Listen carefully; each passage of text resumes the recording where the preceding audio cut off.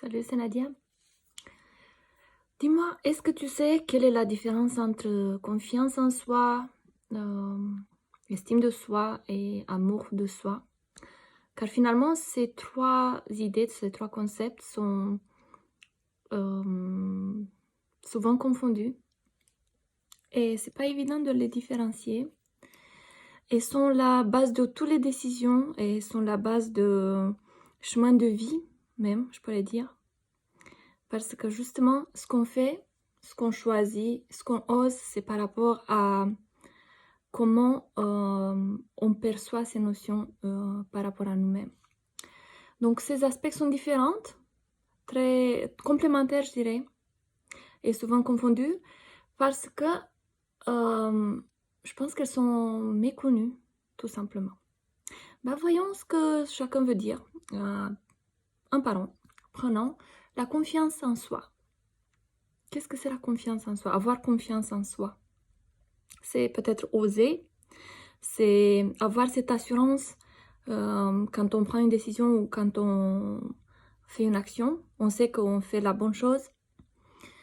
La confiance en soi, en fait, c'est la conscience de sa propre valeur. C'est beaucoup lié à la valeur qu'on attribue à nous-mêmes. Et c'est plutôt le fait d'être en contact avec sa valeur intérieure. Parce qu'on pourrait se dire, tiens, tu as un super job, tu as assez d'argent, tu te perçois comme être une personne de valeur. Ça, c'est un critère externe qui n'est pas forcément objectif et qui peut s'effondrer à tout moment parce que c'est des choses matérielles qu'on peut les perdre ou qu'à un moment donné, c'est pas suffisant et du coup, la valeur et la confiance en soi diminuent par rapport aux possessions. Mais la confiance en soi, c'est plus que ça, c'est la perception de la valeur intérieure qu'on a nous-mêmes. Et l'inverse est aussi possible. Donc quand on a confiance en soi, on ose, mais quand on n'a pas confiance en soi, on se sent déstabilisé au moindre échec.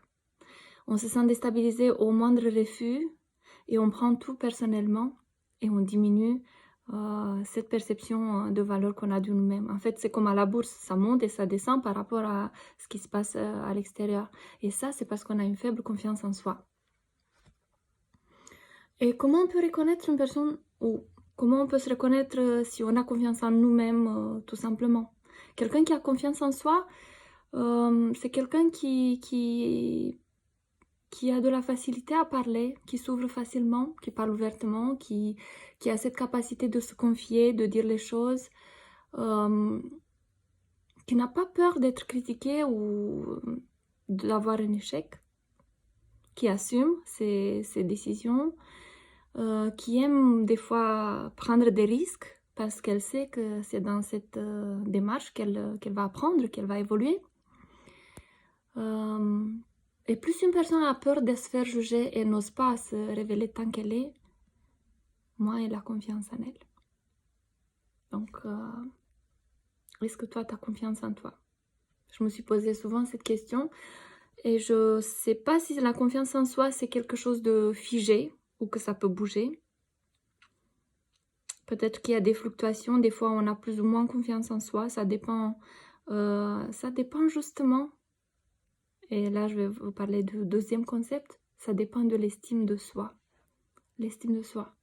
C'est quoi l'estime de soi? L'estime de soi, c'est l'image qu'on a de nous-mêmes.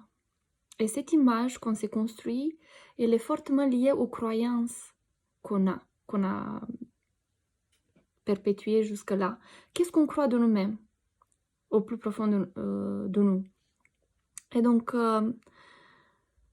on peut vérifier cette estime de soi en faisant une liste des qualités et des défauts qu'on croit avoir.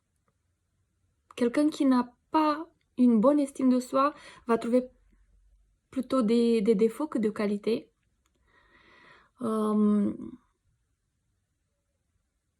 Et peut-être vous pouvez vous poser une autre question pour tester l'estime de soi.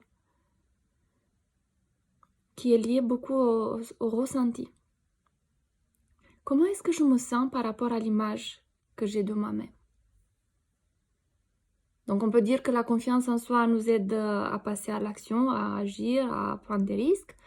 Et donc elle est liée plutôt à faire, à cet axe de vie. Par contre, l'estime de soi, elle est liée plutôt au fait de ressentir, de percevoir. C'est très personnel. C'est très personnel. Et l'estime de soi, elle n'a rien à voir ou peut avoir avec la valeur qu'on a réellement. Peut-être que tu as remarqué déjà des gens qui ont beaucoup de valeurs dont ils ne sont pas conscients. Ils se jugent, ils se critiquent souvent.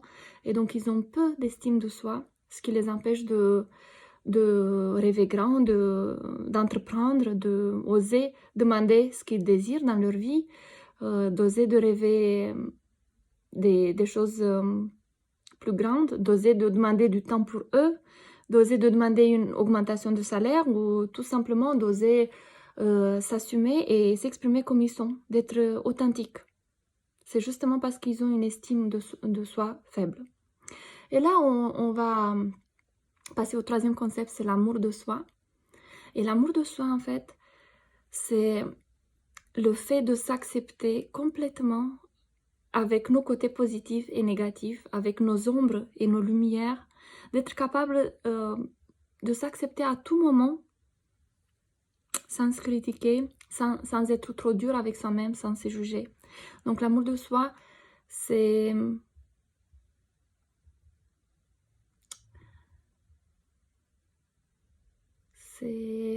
comment je peux dire ça comme ça?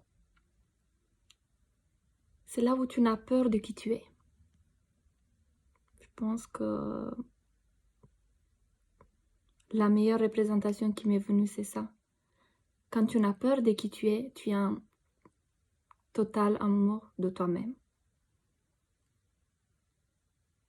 Et je vous souhaite d'être en amour avec vous-même, parce que quand on ne s'aime pas, on n'a pas de courage, on n'assume pas nos décisions, on reste petit dans notre petit coin, on se sous-estime, on se fait du mal par les décisions qu'on prend. On ne s'exprime pas à notre potentiel réel pour être au service de l'humanité et de nous-mêmes. On n'accepte pas nos limites, nos peurs. On est en déni total. Et quand on ne s'aime pas, on va chercher à porter des masques pour être aimé et accepté. Et ça, c'est douloureux. Donc, être capable de s'accepter et vivre ces expériences de vie qui viennent à nous comme elles sont, sans les juger, sans être trop dur avec soi-même, sans mettre cette pression inutile. Et retrouver le flux de la vie, le flow, qui relève les subtilités de notre être. C'est ça l'amour de soi. Je vous souhaite de vous aimer vous-même et je vous dis à bientôt.